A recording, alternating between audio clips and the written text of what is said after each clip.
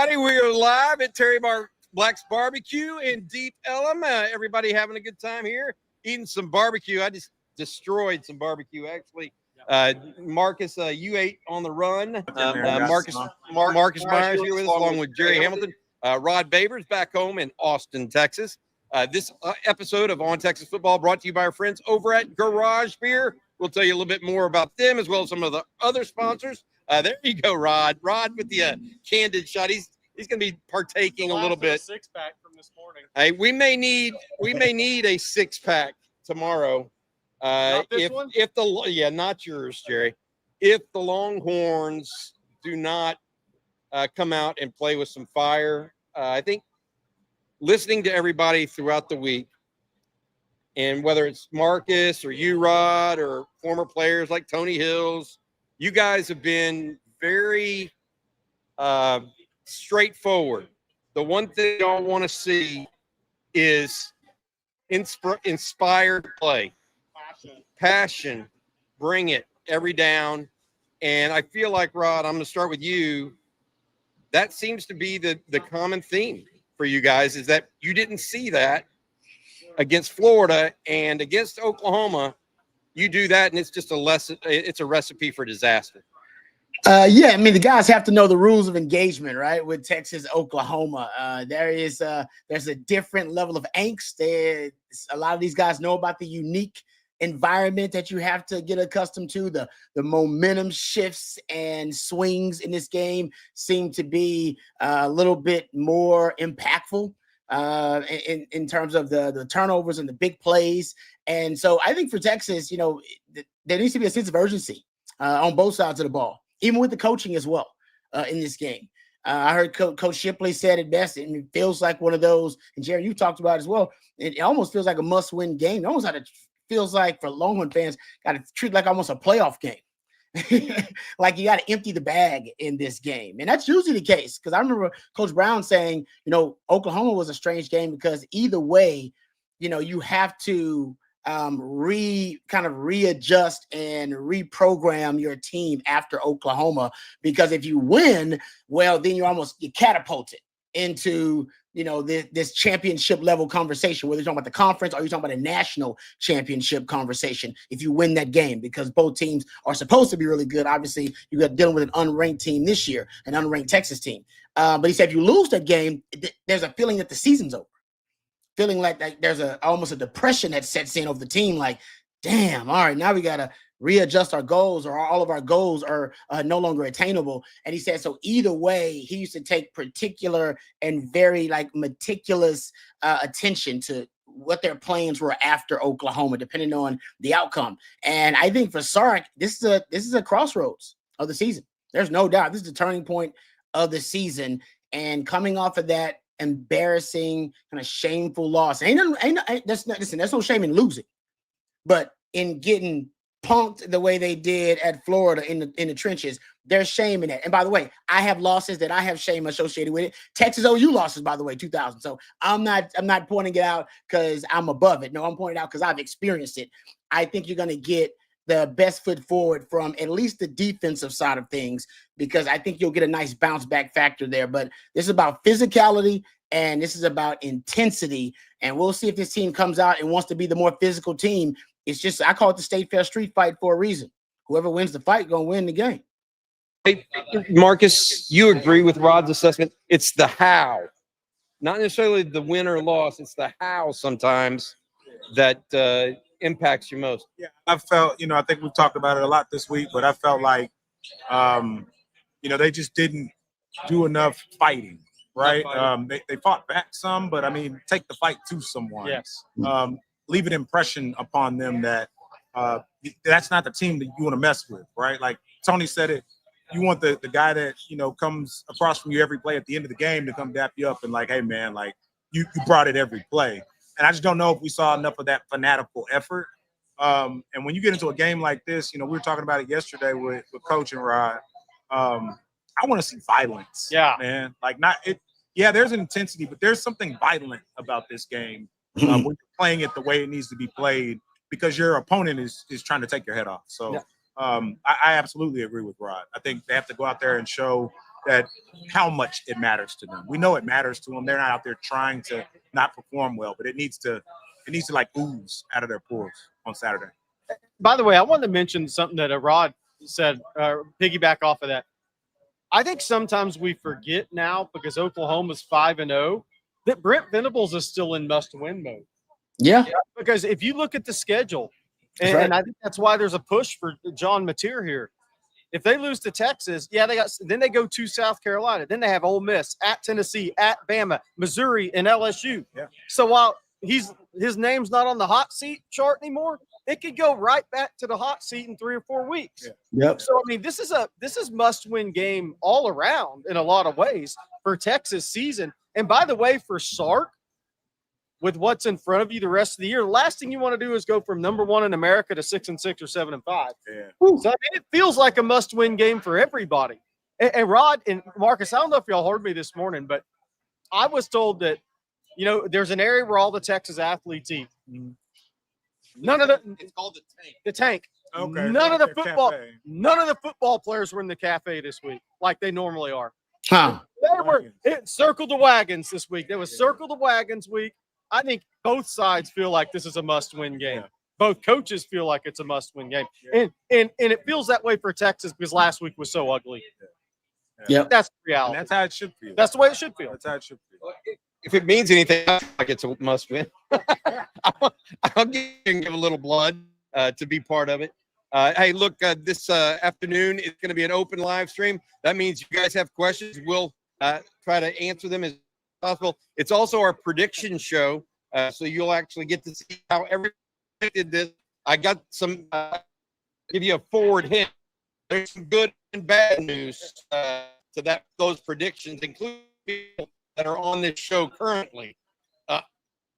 Left here. I will mention that. All right, but before we get to those, I want to say thank you to our Friday live stream. It's at Garage Beer Light and Lime with 3 grams of carb and only 4 ABV. That's flavored beer. This is the beer it should be. Easy.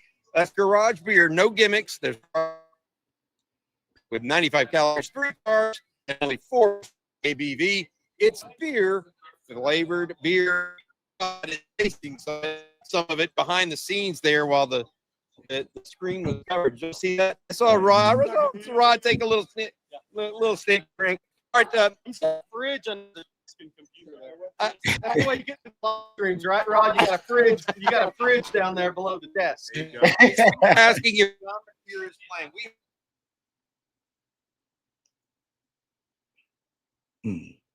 That are on this morning, and the long story short of it is that he is expected to play today or tomorrow. Excuse me. We will see how that goes. But Colt McCoy, Rod, and Mark, we had Colt McCoy on this morning, and he was talking about this very similar injury on his thumb. He showed me basically a scar up to the middle knuckle, still there. He said, what kind of, whether it's the thumb capsule or another bone that is affected, and short of it, what Colt had to say is that if he can't, if you grip it, it's great. But, that's part of this process. I always wonder also about him getting hit on it.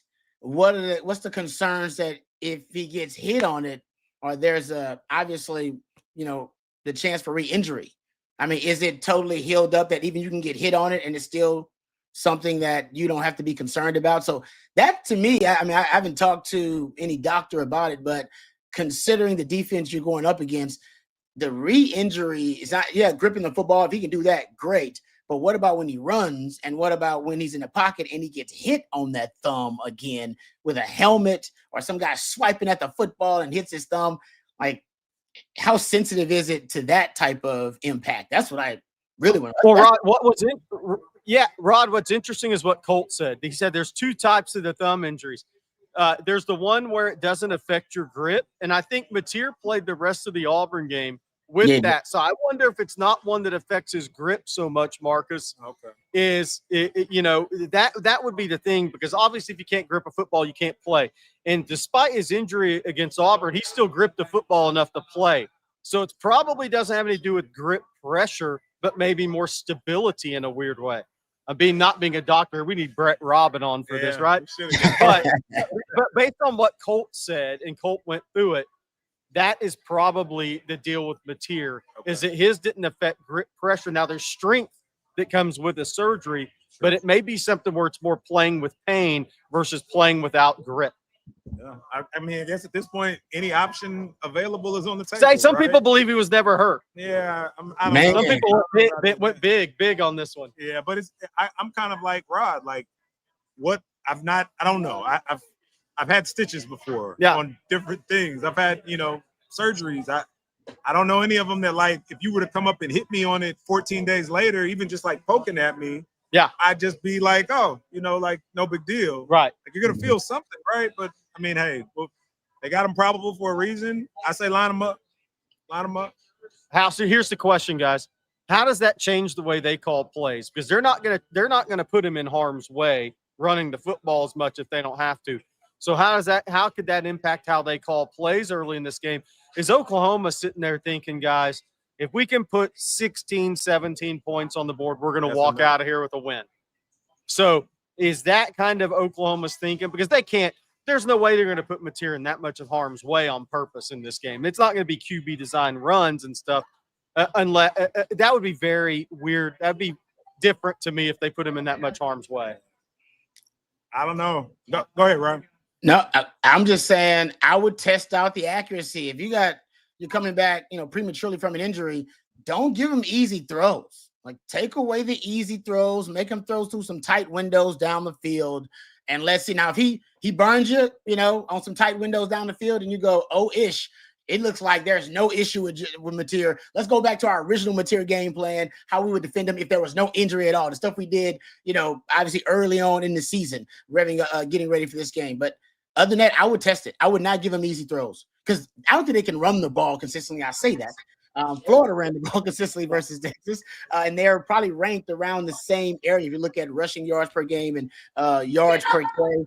But I would test Mateer's accuracy and see if he can throw it vertically down the field with that thumb. That's what I would do. Be aggressive. All right, guys, y'all ready maybe to see this prediction group from everybody? There's some people that are going to be putting their hat over their face. Babers needs to do it too. I'm just going to say right now. All right, I had 20 to 17. Put the helmet on backwards. Yeah, it's Longhorns. Jerry, you're at 13 to 23, favoring the Sooners. Rod's got another one-score loss. That would be 3 for the Longhorns this season. Marcus, I like your prediction here, 17-13. We were talking this morning, Marcus, about this one thing, and that is that there has not been a Red River game with the winner scoring less than 20 points since 2009. 16-13. Will Muschamp days. Yeah, it's been that long. CJ Vogel also went 24-13. He thinks the Sooners are going to take this one. They're overall, though, low-scoring game. The two highest scores are 28 points. That's kind of crazy, is it not? Yeah, look, I want to point this out real clear. I would have loved to pick a win, and I wanted to pick a win, and then I say Texas has been bad on third downs. Their average third down against Florida was 3rd and 11. They've committed so many undisciplined penalties pre-snap to make their third downs worse. And Oklahoma's the number 1 third down defense in college football right now. So my whole take on this game is I don't trust Texas right now to getting enough third and shorts in this game. Marcus, that's my whole thing is if they have 14, let's say they have 14 or 15 third down plays. Okay. They got to hit on. They got to do what Florida did to Texas last week. They got to hit on 50% of third downs. And they haven't come. Nobody's come close to that. Right. So how can I pick Texas to win when they haven't played well on third downs? And this game you're playing against as good a defense, Ohio State, Oklahoma flip a coin as you played against all year. That's kind of where I've come from on this game. I want Texas to win. I love to be wrong, but the performance this year offensively is telling me they have to have a Florida game last week against Texas. Yeah. You don't want to, I guess, the odds of that are relatively slimmer in your opinion, right? Mhm. I mean, I definitely get it. I guess, to me, somehow I look at it as somewhat being a little bit of an ugly game. And Yeah. with some of the issues that their offensive line has had, Yeah. I will continue to reiterate. I've said before, I understand that we have our own. And then when we put that aside and you talk about our defensive matchup with their offensive, Kent State was giving their offensive line some trouble. It didn't look clean. And so I think that gives our defense an opportunity to maybe take advantage. There's not a Dallas Wilson out there. There's not a J.D. Law out there. And that offensive line isn't as cohesive as Florida's was. So I think there's an opportunity for our defense to, again, play with the level of violence, a level of this means something to me. They can go out there and wreak a little havoc. And then it just comes down to, maybe who's getting some better field position. And the one that, again, goes back in your favor, though, is I'm also banking that they cut down on penalties. Yeah. And we haven't seen that all year. So, that's the one that does scare me and makes me understand a little bit more. But I see a path. I see a path. They take care of their business. Oh, I see a path. By the way, I see a path. Path would be something Texas hasn't done this season at this point. Play discipline and convert third downs. Yeah. Because the reality is you're not going to hit 380-yard plays against Oklahoma. They're going to make Arch read the field, and they're going to make Texas drive the football on them. Everybody, it just looks like this. Everybody has a very tight game except for 3 people. You are one of them. Yeah. You have a 10-point Texas loss. CJ has an 11-point Texas loss, and Stevie Lee has a 14-point Texas win. I'm laughing because Stevie's in an about face from Monday. Stevie must have had a positive week. Did he sell some houses or what? Hey, somebody got up on that roof. If anybody loves Stevie, or anybody loves us, it's Stevie. Yeah. Stevie Oh, my loves him some us. That's There good. you go. I went with 20-17, and Jerry, I understand your idea that Texas needs to be good on third down. I think asking anybody to be over 40%, 35% against OU is not going to happen. I will say this: Texas needs to hold OU's offense to under 25% on third down. That's part of the recipe. It doesn't just have to be all about Texas offense and their success for Texas to win this football game, because Mateer's coming back off of an injury. He could get fumbleitis really quick. Jay Knott has not played that much. Nope. He could fumble the football. Let's just wait and see. I don't think 50% against OU is ever on the table actually this year for just about any offense, much less Texas tomorrow. All right, I want to say happy birthday to somebody. We say happy birthday to people every so often, but a guy came up to me here at Terry Black's earlier today. He said he came all the way from Albany. It's his 10th consecutive Texas, not including the one where no one could go because of COVID, right? And so he came in. He and his wife came down here at Kobe at Terry Black. I was going to say Kobe Black. There we go. I got my text. Happy birthday to Craig. We're going to go forward with some questions. In particular, talking. I have a very strong in the will not be accurate tomorrow. You think because that really looked like everybody had. That's what I thought Florida was going to be, by the way. First 1-20 win. A little bit of a ball position type game. Venables is coaching it, and I think this is his. I think we talked about this is his first time coaching this against Sark in this game since he took back over the defensive play calling. So it'll be an interesting chess match to watch. Rod mentioned that the other night when we were talking, and I think it. For me, I think I can see it being a lower scoring game. Yeah, it's going to be a defensive struggle, guys. Both of these O lines. I think Oklahoma has one O lineman that started and finished every game. They got 3 of them that are out for the game on the availability report. So their O-line, they're rolling the dice too, starting if they end up starting John Material like we all think. Because that O-line, and even Oklahoma fans will admit this, it is not up to the task of providing sound pass pro against the Texas front. So I think that's why it's so low scoring, because I'm not sure which one of these O-lines, both of them have been, the suspect so far this year, which one's going to rise to the occasion in a line of scrimmage game. Because it does happen. We've seen Texas do it. I've seen Texas do it many a times where I don't trust the O-line, and yet they rise to the occasion in this matchup. Hopefully that's on the Texas side and not on the Oklahoma side. Yeah. All right, Rod, if you don't mind, would you do us a favor and tell folks about the co-op and 40 Acres, 2 of our key sponsors every Friday?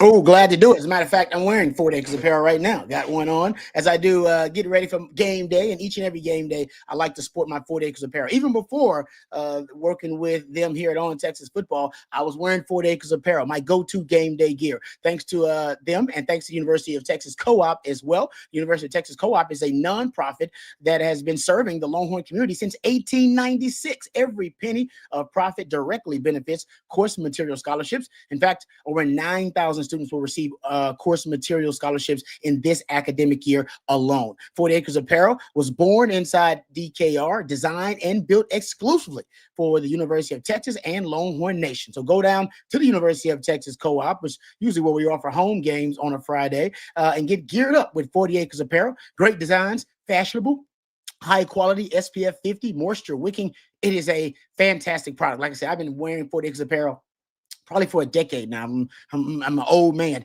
but it feels great. It's fantastic. They're also a sponsor of the course material scholarships for UT students. So thank you to our friends over at 40 Acres Apparel and the University of Texas Co-op. Yeah, I got mine on. You got yours on? Yeah, man. Doing good.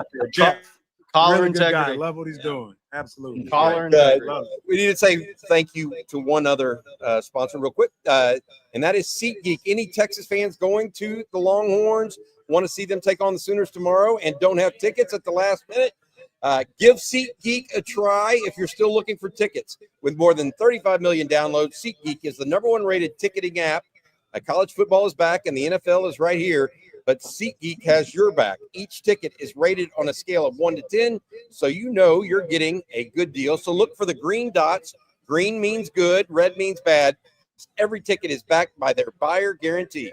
Of course, we've got a deal for On Texas football fans. Use code OTF10 for 10% off your next set of tickets at SeatGeek. That's 10% off any tickets with promo code OTF10. Make sure you click the link in the description to download the app and have the code automatically added to your account so you can use it later. Thank you to the folks at SeatGeek.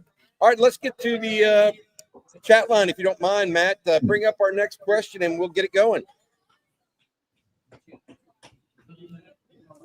Everyone play for a special teams touchdown, says Sugar Cane Daddy. Look, I do think in this game, it's a huge momentum game. It's almost like an NCAA tournament basketball game. It's the only football game that reminds me of that because of the split, the 50-50. Georgia, Florida is not the same in Jacksonville's Texas OU in the Cotton Bowl. It's just not the same. Momentum, special teams plays, turnovers on the other end of the field, Rod. Those are where this game really can change. And, that to me, that's almost my path for Texas in this game. It's not going to be through offensive football against Oklahoma. It's going to be everything else. It's going to be maybe Texas turns the table and gets a punt block. Maybe they spring a big return. I picked Grayson Littleton to make a pick six or big play this morning. It's going to have to be something special teams or turnover in the Oklahoma side of the field, because that's what Oklahoma is going to try to do to Texas. They're going to try to turn Texas over on their end of the field. And if you remember the 34-30 game when Dylan Gabriel, Texas had three early turnovers in that game. I mean, that first interception in that 2023 game was huge. That gave Oklahoma momentum because they went right in and scored after the interception on Texas' third play of the game. Yeah, right about that. Momentum. And I always say you can't allow the opponent to monopolize it on big plays like that. But I am with you. I think special teams, you need to roll the dice and take some chances, considering some of the limitations on offense. So Jeff Banks, and even I think depending on the material situation, I think Texas defense, they need to roll the dice because turnovers, I went back and looked at it, last 26 meetings, and the winner of the turnover battle is 19-5-2. Because there were a couple of ties, but I mean, that's a lopsided advantage, right? That's basically any football game. Then you go look at the win of the rushing battle, last 28 meetings between Texas, Oklahoma, 25-3. That's the record for the winner of the rushing battle. So line of scrimmage, turnover. Yep. I'm not sure Texas can win the line of scrimmage stat. I'm not even sure they can do that. I think their defense can limit the Oklahoma rushing attack, but I'm not sure Texas can dominate up front. So I like what Bobby brought up. I think they're a path to victory turnovers because you can do that. They're 116th and 114th in turnover margin per game, and explosive plays. Old Bill Walsh stat, winner of the explosive play margin. You win that stat against this Oklahoma defense, that I think Texas can generate and can scheme up. Because I think the secondary actually can be exposed. I think they're a little vulnerable there, but you need some time to let those plays develop and to attack those guys downfield. That's going to be on Sark because you got to do that with an offensive line that is not proven that they can consistently provide pass protection. So you got to scheme up pass pro, max protection, move the pocket, be that guy. Be your best version of yourself. They're going to need that Sark going up against, as Marcus brought up, Brent Venables, who is angry. He got revenge on his mind because you've embarrassed him a couple of times, and he's calling the plays for the first time. When they asked him in the offseason, why you want to call the plays, Brent? He says, because I'm good at it. Damn right he is. Colt McCoy said it this morning. He is good at it. Major Applewhite once said he brought more blitzes from different places than he's gone up against. That's when he was the OC at Texas. So Tennessee Longhorn, do y'all think Brent Venables hates Texas? Abso-freaking-lutely. And do y'all think Sark hates OU? I think Sark's grown to hate OU. Has he? I think so. Okay. But it's not the same as Brent Venables hating Texas, though. No. Brent Venables has been playing Texas for 30 years. Yes. Better part of 30 years, I guess. What year? 98 or 99 when Stoops took over? Yep. Does that sound right? Yep. He was on that staff for 15 years before going to Clemson for 7 or 8. He knows what that's about. He does. He understands it. He's felt it. He lived that for a decade when the winner of that game had the upper hand to win the Big 12 and go to play for a national championship. When something tangible is on yes. His job's on the line this year, by the way. I would say this about Venables, and he seems to be much more of a emotions on the sleeves guy than Sark. Yeah. You know whether or not Brent Venables is running hot or cold. Sometimes you can't tell that with Sark. You might see a little steam coming out of his eyes, but you don't necessarily see it on the face. It's weird. I'm gonna make a prediction. I think after last week we're gonna see more sideline emotion from Steve Sarkisian. We better see it from somebody. Yep. Marcus and Rod were talking about at the very outset. It's not. Look, I was at the game. Everybody has to bring passion. Yeah, it was the first quarter was dead. It was like dead fish. Mm-hmm. Y'all know what I'm talking about. You go to a party and no one's dancing. Yeah, there's nobody dancing for Texas. They were all dancing on the other sideline. You know what I mean? No, Bobby, that's a good point. But I've said this before, and I think I've said it in a different way. But I think everybody's observing something similar. They are a collection of talent, but not yet a team. And I think there are several different examples of that you can see kind of all throughout the game, which is why they haven't really played a four-quarter game yet either, right? They have flashes where you go, "Ooh, okay, now they're cooking. I like this. Is complimentary football." They don't put it together for 4 quarters. This is the game where you got to come together and actually become a team, not just a collection of talent. And I agree with you on that, Bobby. No question. Oh, there are struggles. They will only get stronger. Texas will only by 1 million today or tomorrow. I don't know about 1 million, but I'll just take 1 point. I do think that there's some truth to this. The more difficulty that Arch Manning faces, the better off long-term Texas will be. Because I think we have seen improvement from him. We were talking early this week, Rod. You were part of that discussion. Does the Florida quarterback of Arch Manning, if he's that quarterback, do they win at Ohio State? Mm-hmm. And the answer was we thought maybe Texas does win at Ohio State with that level of quarterback from Arch. Yeah. So you've seen this improvement. I need to see more of it, though. I think he's still got several levels to go. Y'all think this is going to be a better Texas team coming out of this either way, or could they tuck It's tail? all in how they approach it. You know, I think in a perfect world, yeah, absolutely, they're better for it. You know, to I guess the super chat's point, I've not really seen too many things be fortified in a tangible manner that is consistent and something you can believe in without going through some stuff. You know, it doesn't usually just come by things being smooth. And so this is an opportunity for them to take, you know, something that's stretching them and forcing them to grow and seize that moment. It's up to those guys and, you know, even those coaches, you know, to make sure that they seize that opportunity. But it's there for them, and it should be something that they can continue to build upon and be able to look back and say, you know, this is part of what, you know, shaped us for this season. This is where we found our identity. Because right now, we don't know what it is, and I don't think they do either. All right. If you're this from Lock and Horns, if your predictions are right, and we put those up earlier, I'm going into the fetal position and waiting for the Hallmark Christmas Marathon. I got good news for Lock and Horns. That marathon's already on. If you on Hallmark, that's on year round. It's Christmas year round over there. But I do love the super chat.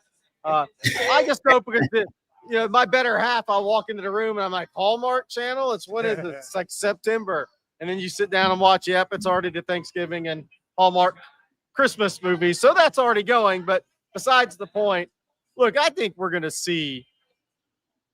I'm hoping we see a different passion and energy and physicality. And I'm a broken record. If not, something's wrong.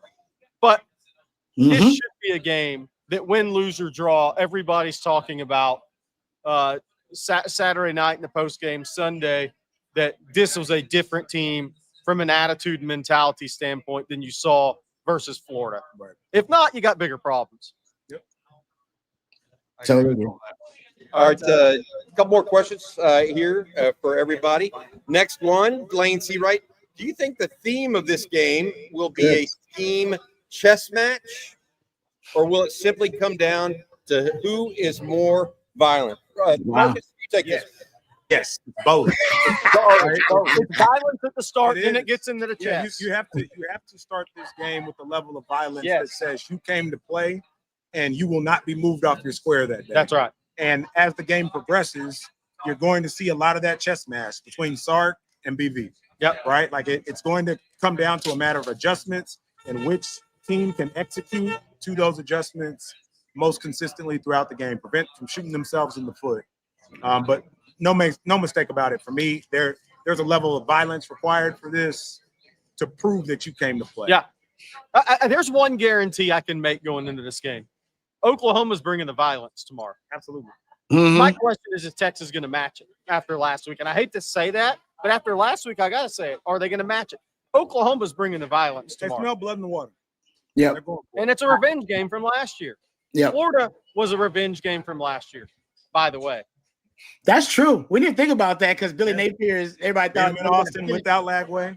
Yeah, that's right. It's a great point. And I agree with Jerry about Oklahoma bringing it because I remember this. I played just like Marcus played in the game, and I did sidelines actually, which kind of also gave me kind of a unique view of the game. And it is true that me and Craig Way used to call it the State Fair street fight because it's basically a street fight, and you can tell who's ready for the fight in pregame a lot of times. But you're there, you start watching them interactions because every now and then you see an Oklahoma guy or a Texas guy just walk up to the half field and just start talking ish to, like just telling them like basically it's going down today. Like I'm ready for the fight. This so you know I'm ready for the fight. And then there'll be sometimes where you'll see one side's they're not ready for the fight. And I think you're right about that, Jerry. No doubt. I think Oklahoma's going to be ready because Oklahoma, number one, I've kind of watched this team. And I think this is a team. Mateer is that guy. Mateer he's one of those kind of likes to fight guys at quarterback. He looks for contact. He ain't all there. He does not really carry himself like a QB. That's why he's coming. That's why he's probably gonna play, because he doesn't really care about it. He's got that dog in him. And I think if you're Texas, you got to outdog the dog on Saturday. They got dogs. Ain't no doubt about it. They got a bunch of them. You're going to have to outdog the dog. And it's going to be about violence because it is a state fair street fight. But Sark's got to scheme up ways to get explosive plays. I think the violence going to happen in the trenches. But what happens on the perimeter, that's on Sark. That's going to be a lot of that on Sark, how the guys are schemed open against this Oklahoma defense. All right. You mentioned needing the fight. There's 2 back-to-back super chats that I think are legit that we should mention. William Nish, if Texas comes out flat, lacking focus, lots of penalties, will this be a knock on Sark as it relates to culture? Jerry, I already see you shaking your head. No question. What do you, I mean, Rod, Marcus, y'all agree too? Is it a knock on Sark's culture? It's kind of got to be. If you couldn't show up for the fight last week and then you don't have enough about you to do it this week, at some point you have to start to question, are you just comfortable with this? Is this something that you're okay putting out as a product week after week when every week matters? So maybe not long term, but at the very least for this team. Yeah, Rod, I've been saying it all week. This is the first, and I think you agreed with me, Rod, to this point, William Nish. Since Sark flipped the program, this is the first time the culture's back's been against the wall. Mm-hmm. 2 losses early in the season, and last week was the one that will test your culture. So that's why I'm not surprised that none of the Texas players were eating in the same, what's the place called? The Tank with the other Texas athletes. It's Circle the Wagons week. It's culture week.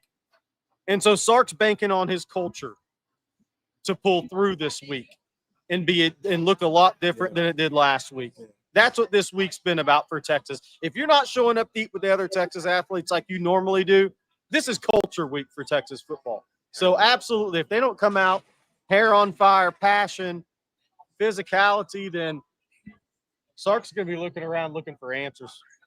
Well, This super chat's much in the same vein from Cade Stewart. I'd like to see more fight and leadership from the vets. DeAndre Moore, Wisner, Anthill, Michael Taft, to get these young guys playing the Texas way. What are your thoughts on that, Rod? You've been a youngster in this game, and you've been an older guy. What's the older guy's role in this game? Accountability. I mean, first of all, you have to lead by example. It's hard to hold guys accountable when you're out there missing assignments, missing tackles, when you're not playing at a high level. You can't call out your teammates. So number one, all those guys out there, leaders on the team, they got to make sure that their play they got a consistent baseline of high level play. And that way, then you can go to your teammates and go, hey, let's talk about, accountability. Let's talk about, hey, you making sure that you are, alignment and assignment sound, making sure that we're not committing penalties, that we're not undisciplined. So that's the trickle down effect.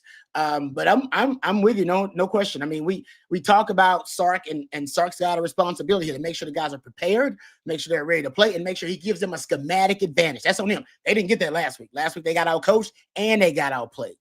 But in this game, and we've talked about this a lot, Texas' best teams have been player-led teams. They just have been, always have been, no matter who the coach is. All right, you can have a great coach, but you need a player-led team. This does not feel like a player-led team. I always say they don't even feel like a team right now. They feel like a collection of talent. So those guys who was just named in the super chat, there's no doubt about it. It should feel like a player-led team led by those guys. So this is a big leadership week. I agree, no doubt about it. All and for Sark, for him, I think ultimately that Florida game now has changed the narrative completely.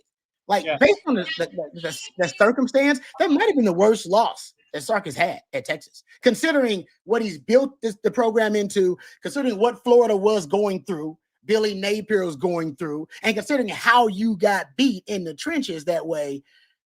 I think the Arkansas thing was, you can explain that away. First year, he ain't built the roster yet. Hey, man, that happens in your first year. This one, I got Longhorn fans telling me, this might have been the worst loss I've seen from Sark, considering we haven't seen a product look that bad since he's built the program to a certain standard. Looks, right? It's some of that, like when you mentioned about being on the sideline, Rod, you can also think about like the teams that have been player-led, you were never worried about there ever being some kind of like confrontation. It didn't take a coach on the sideline getting on someone coming off the field. You were trying to peel your teammates off of each other. Yeah. Right. Like it's me knowing we've worked at this long enough, and I should be able to trust you to hold you to a particular standard. And if not, like I have the ability to hold you accountable. Right. And that's what you're answering to. I haven't seen much of that, when I've looked at the sidelines at the games I've been at, and even the ones you see on TV. I'm not saying you're wanting the guys to get into a fight that's not, productive, but just showing some fire and holding one another accountable. And to Rod's point, you can only do that if you're doing your job. And it seems like everybody isn't always doing that. And to some degree, there's not really even any singular person or position that, you can say everybody is doing it pretty much every time. So then where can you hold somebody accountable? Exactly as Rod said, if you don't have any consistency amongst any of the own position groups, let alone person to person, man to man. All right. I tell you what, we're going to do one more commercial break, and then we're going to get some questions from the audience as well as a couple of more from the chat. Jerry, tell folks about how they can get to Dallas at the very last minute. This is the very last minute. Driving yourself, tired of the hassle of flying and driving in Texas? Yeah. Driving yourself on I-35, I-45, or I-10 is stressful. Airports, long lines, security net, stress, cramped seats. Just getting to your destination is flat out exhausting. Next time you have to travel between Austin, Dallas, Houston, Fort Worth, or San Antonio, skip the stress and ride Von Lane. It's your private jet on wheels. Everybody wants one of those. Arrive just minutes before departure at one of Von Lane's centrally located luxurious hotel partners. Settle into your spacious reclining seat with tons of legroom and personal space. Enjoy complimentary snacks, drinks, Wi-Fi, and even meals on select departures, all while you sit back and relax. Experience travel the way it should be. Visit vonlane.com and use promo code OTF25 for $20 off your first trip. Von Lane, first class travel without the hassle. All right. We got a question from the audience. Y'all ready to get to this? It's actually a multi-part question. I think it's from Bevo 405. Is that right? 405? I love it. All right. First, this is going to be for you, Jerry. Why is Cole Hudson not at left guard and Connor Robertson at center? That's a good question. I think Connor Robertson plays well when he's in the game. I think the continuity and Cole Hudson being at center in the spring kind of led to this right now. But Cole Hudson, and there's been so many injuries on the offensive line or changes on the offensive line that I do think I've thought this for a while that depending on how Nick Brooks plays in the first half of this game Saturday, it wouldn't shock me if you didn't see Connor Robertson at center and Cole Hudson at guard. Oh, in the second half. Or even in the second quarter. Second quarter or next game, depending on how Nick Brooks. Now, you can't give Nick Brooks a quick hook. Yeah. He's a true freshman. You got to give him an opportunity, Rod and Marcus. But I do think if there continues to be struggles, I do think you could, at left guard, I think you could see Cole Hudson playing left guard because he's a Swiss Army knife type of player. He's played all three, right? Guard, center, guard. And he is the type of guy that if Sark and Flood went to him and said, hey, we wanted you to play at center this year, but for the betterment of our team, we need you at left guard, and Connor needs to play center because we need you at left guard. We need your experience at left guard. I think Cole Hudson would be willing to do it. It's my understanding he's actually said, hey, I'll do whatever you need me to. Yeah. I think you may see that. He's a team first guy, no doubt about it. We'll see if Nick Brooks can actually match up better, by the way, against that girth. I mean, look, Jaden Jackson's a big dude. David Stone's a big dude. They're wide. Nick Brooks is as wide as they are, if not wider. So that may be a little bit of it. Next one. Rod, Bevo 405 wants to know your three keys to success in this game. Rod? That is a good question. We mentioned it earlier. I'll go with turnovers a bit because you got a shot to win that. They're 116th, 114th in turnover margin per game in turnover margin. And you got Mateer with a broke hand or at least coming back early from an injured hand. So that could affect his ball security. So I'll go turnover margin. I think the last 26 years, I put out the stat, 19, I believe it's 19-5-2 The winner of the is the record for the winner of the turnover margin. I'll also go with explosive plays. I don't believe this Texas offense is going to be able to put together a long extended drives to score against Oklahoma. They have too many havoc plays. They put you behind the chains too often. I want to say, guys, 48% of the plays that the Oklahoma defense has defended have gone for 0 or negative yards. 48% of them. All right. They forced more punts than they've allowed points. So Texas ain't going to just march the field down them. I don't feel like that's going to be the case. But the Kim Kardashian, Nicki Minaj, Serena, Cardi B size bacon, the Savage size butt is I do believe you can get behind them. And I saw Auburn get behind them. I saw Michigan get behind them. You can get behind them. Double moves, you can get behind them. If you got some time, you can just beat them on straight up vertical shots down the field. Auburn did it with match protection. That's a way to do it out of heavy personnel on early downs. Against Auburn and against Michigan, they allowed 5 20-plus yard pass plays. 4 of them came on first down. They allowed 12 pass plays of 10 yards or more. 11 of those came on first and second down. Early down passes. You do not want to be throwing predictable passing downs against the best third down defense in the country on third down. Stay out of third and long, and you throw on early downs. And I think my other one is pressure material. They had 6 damn pressures versus Florida, guys. 6 total. That is absurd. That is absurdly bad. All right, so Texas pass rush, I'm ready to say right now, they have underachieved so far. I don't know what the hell is going on with the Texas pass rush. They need to figure it out, or PK needs to be more aggressive and weaponize his pass rushers better by putting Anthony Hill on the edge or blitzing. So figure it out, but you got way too much talent on the edges and on that D-line for Texas to be average in pass rush. And the team they played, Rod, had literally 6 times that amount of pressures. And OU's better than them. Yeah, Exactly. not even close. That's a pass rushing team. Yeah. Marco Mendez. Y'all are making me sick. Wait. I have another question here. Oh, there's a 3-part piece here. Hold on, Marco. We'll get to you in a sec. All right. Where is Jonah Williams? Bevo 405 So I think that's a fair question that we all want to know. Mosley's located him, and maybe he'll play this week. Emmett Mosley's bringing him out of witness protection this week. No, I mean, look, Jonah's been on some special teams, right? But I think we need Jonah Williams. I know this is a tough time to do it. I'd love to see Jonah Williams return a punt against Oklahoma because Ryan Niblett won't field the football. And not frequently enough. And you need some sort of juice. Yeah. Who's going to – Jonah Williams is you want to talk about guys with passion and physicality and want to? You saw it show up on the baseball field. And ability. Yeah. Where can that show up? That can show up in a game, momentum-changing play like this.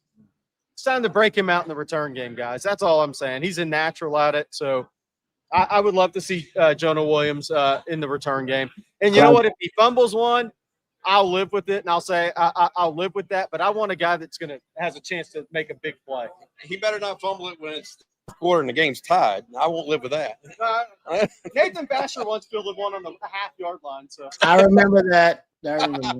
Reggie C and SA, my brothers, the Cash twins, Keith and Carrie, told us stories about looking in the faces of some guys pregame before the Cotton Bowl versus Miami. They knew they were in trouble. I was in the tunnel for that. And when I tell you that I knew they were in trouble, it's when a guy named Shane Curry walked out and he looked prettier than Winfred Tubbs. I'm like, Winfred Tubbs was the prettiest looking dude on our Texas football team. Shane Curry looked better. I was like, whoa, man. They had a bunch of different players on that team. But what I remember about the Cash brothers, I think it was Keith that caught a game winner against the Sooners in 1990, 91. Is that right?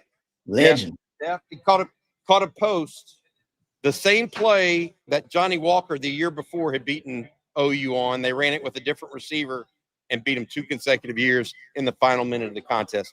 All right, let's go to this real quick. Oh, you had something, Jerry, you want to bring up? What was that?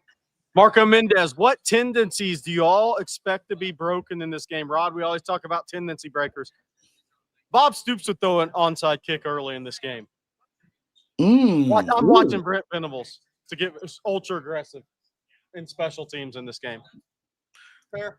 He watched Bob Stoops do it successfully and change momentum in this game. Yeah, I mean, I could see Brent Venables because he trusts his defense. Yeah. I could see Brent Venables going big early in Maybe this he can game. steal one, huh? I would say this like too. He tried the fake punt a couple years ago, right? Yep. Or the fake field goal. Field goal. Excuse me. A couple years ago, and it was successful. Bob Stoops, I remember trying to fake punt against Texas. Yeah, he may throw a little something at this. We'll see. I'll tell you this: we've talked a lot about Sark needing to empty the bag, Yeah. right? Like leave no bullets in the chamber, empty the clip, right? What I will say is, in the years that I've seen OU really do something in this game, there wasn't. I mean, they spent everything they had and left it on that field. Yeah. And you don't want to come out of this game feeling like there was something left on the bone. So I think our guys have to embody that, and make sure that they go out there and understand the severity of the moment. Good one, Colby. Don't talk for the fake wipers. Yeah, Can I just tell you check with the something refs, too? right? Ben Arbuckle is a very creative offensive mind. Watch out for a 2-quarterback package from them. Oh, yeah. Just because we don't know how they're going to use Mateer, how they're going to use Hawkins. Maybe, like Coach Shipley said, maybe it's a break glass in case of emergency thing. Maybe they start Mateer, maybe they start Hawkins and put him have a Mateer package. Maybe it's vice versa. We don't know. But watch out for a 2-quarterback thing. That'll be a nice little Tennessee breaker that would throw Texas off. I've seen some teams doing it around college football. And for Texas, watch them going heavy early. 12, hell, man, maybe even 13. I know that sounds crazy. And forcing Oklahoma into 40 and then throwing it deep. Auburn did it a couple of times. They were like early on their drives and early down. They got their 2 40+ yard completions. They were in like 20. They were in like 22 personnel, and they were in like 13 personnel and just took shots. Max protect. Can't get to my guy, and I'm gonna beat your guy over the top. And usually Venables will leave that guy alone. So just something to watch. And if you have Cam Coleman, you're doing that too. By the way, Well, Also true. Michigan did that with some success to OU, and they popped off a long 75-yard run. Yeah, it was from in Justin 22 Payne, personnel. and they got guys behind their defense multiple times, but just didn't connect. Yep. Good stuff. Good thought there. I'm interested why and how Rod Move came the up with this 2-quarterback lineup, though. I don't like that. I don't like the thought of having to worry about 2 quarterbacks on the field at the same time for the Sooners, but maybe you're right. Kyle Vachaska says, move the pocket. OU gets after the quarterback awfully well. Marcus and Rod, what do y'all think about moving the pocket for Arch Manning? I mean, I think you know, to this point, you've shown that there's been a lot of challenges with pressure up the middle, just rushing forward, right? I'm pretty sure BB's going to send something at some point. He's going to make them prove that they can hold up to it. So you're going to have to, roll a bit in the pocket, get Arch on the run some, even test those edges a little bit. I saw that's where Michigan, even it wasn't necessarily in the quarterback run game, but that's where they had success in their running game, was testing those edges. So why not get, Arch moving, give him a run pass option that, isn't something as dangerous, and kind of, get him to where he can get out of bounds if need be. I see Miss Jenny there. Hey, it's my favorite weekend of the year. You got to come correct. He's playing. This is my wife asking where Marcus gets this hat. We need to speak up about this. Jenny, I found out Marcus is not married. Marcus is not married. Oh, you have a girlfriend, though? Okay. So you're not looking for a good time in Dallas. Okay. Volleyball game in Colleyville. I'll be Okay, fair enough. My wife says suited and booted. That's the Chris Del Conte term. Marcus goes to a haberdashery, I believe. That's how you know he's slick. He actually goes to a haberdashery. Most people don't even know what that is. I got a question for all y'all. How many different players from Oklahoma will blitz Saturday? Oh, I've got 10.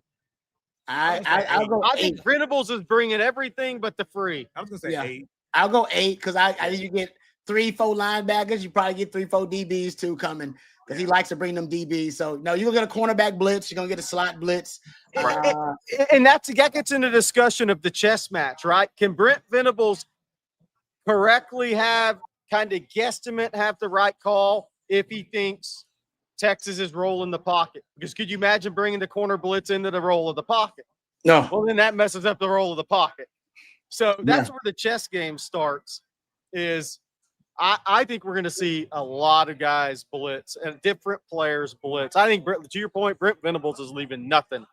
He is leaving nothing in the chamber in this game. Speaking of breaking tendency, though, breaking tendency would be not to blitz Texas and just win the numbers advantage on the back end. They haven't proven they can really run the ball, and they've allowed how many sacks on the season now? Where we at 9 sacks, and I believe 8 of those 9 sacks have come with 4 or fewer rushers. You just got to simulate the pressure. You ain't even really got to bring a blitz. I think he will, though, because I think he's kind of like Sark, and it's in his nature. So he's gonna bring the blitz because that's just who Brent. Shots against Florida when the offensive line was getting smoked, right? Yeah, and another thing to keep in mind, guys, what can actually save Texas and can be a kind of hidden X factor: scrambling and scramble drill. Yeah. And if I would start this week, I'd have worked the hell out of the scramble drill to perfect it and practice it, because you know he's going to be on the run a little bit. Arch can keep plays alive. Did it versus Florida. I think he'll be able to do it versus – hell, he did it versus Ohio State. If he can do it versus Ohio State and Florida, he can do it versus Oklahoma. But he needs the receivers to be on the same page when the scramble drill takes effect. You can get some big plays off the scramble drill. I believe Underwood got one of them, a big play off the scramble drill, got 38-yarder. And if you just start looking at it overall, when you move the pocket with Arch, giving them that option to run or throw, you can work in some other concepts too and kind of build the scramble, like build it into, or cook it, all right, into the play, if you will. Question. No. I got a question. We need to use fake signals on Brent Venables. He's famous for stealing signals. Now that you have the helmet communication, it doesn't matter really until the last 15 seconds, but still it can play a role in what they decide to do if Arch has to go to hand signals a little bit. Venables is really good at that. Also this, Bean, Bobby, so far your prediction is correct. How do you feel? I still think going into the season, I had them 3-2 at this point. That's fine. I didn't expect them to be 3-2 this way. I expected Florida to be a better football team than they were when I made that call. So I do not feel as confident now as I did in the preseason. There's no question about it. Do I still think Texas is going to end up a much better team in game 12 than they are right now? Yeah, I do. As long as Arch Manning and the offense continues to be able to come together and they don't suffer too many injuries. Heaven forbid they actually have 2 healthy running backs one of these days, and what they might be able to do with both C.J. Baxter and Trey Wisner, as well as the young guys. All right, we have a question from the audience. Last one, I think, for today. This comes from a friend of ours that's here. Which offensive position group is the biggest X factor on Saturday? Is it the O-line? I don't really consider them an X factor. What do y'all think is the biggest X factor? You do, Marcus? I do. Okay. Yeah, absolutely. I mean, going up against this defense, and again, when we talked about what comes out of teams that are hungry in this game, it is the one thing you haven't questioned is what it means to this Oklahoma defense every time they step on the field. Rod talked about it. We've shown the graphic. If you look at the rankings within just the SEC alone, Oklahoma's number 1 in just about every statistical defensive category you can think of, and they play that way. Like it jumps off of the tape that way. So for me, I think it's a referendum on the offensive line. But I guess along with that, the plays that the coaches call that help complement what we know them to be, because I don't think they're just going to morph into something that they've not been all year overnight. But they got to be able to hold their ground. I said this morning, and I'm going to stick by this one. He talked it well, but this is a game where Arch is going to have to put the ball in harm's way a little bit because he's going to be under pressure. Emmett Mosley, Wingo, Livingston, DeAndre Moore, they need to all go make plays for their quarterback Saturday. I like Mosley too. Yeah. Arch is going to have to put the ball in harm's way because he's going to be under pressure. So it's not going to be perfect football. So who's going to go make a play for the quarterback Saturday? Yeah. That's a big one for me. Receivers need to play extremely well. Blocking on the perimeter, they need to play extremely well tomorrow. What do you think, Rod B? I think both of those groups are big. I think I'll go with another group. I'll go with running back. Pass pro's big for running backs in this game. We don't talk about that enough. That's also a group that failed in pass pro, against Florida. And man, Trey Wiseman even talked about it. He said he was rushed in that game. Said he was rushing things. He said he was kind of almost working too hard to, press the hole instead of, using his patience and his vision. And so, you only I think Trey Wiseman, he didn't have a lot of big plays in that Oklahoma game last year. He just had a couple. That's all you need to break a couple. And so we'll see if he can, break a couple of runs in this game. That's what Texas is going to need. I don't know if you'll be able to consistently just move the ball on them. But if they can give you anything extra in terms of explosive plays and in terms of being able to move the chains, I think for most Longhorn fans, that would be considered, added value, or, because we don't expect the running game to go in here and dominate, but oftentimes that will indicate who's going to win this game is who's can win in the trenches. So I'll go with the running backs. The run game going. Another thing that I would say is, you mentioned pass protection, Rod. Wisner got beat up pretty bad in pass protection against Florida. But in all fairness to him, they were coming from every direction. I mean, he didn't know which one to get half the time because they were both getting after it. I'm going to go back to the receiver piece, and it actually ties into with how Rod answered a previous question. The scramble drill.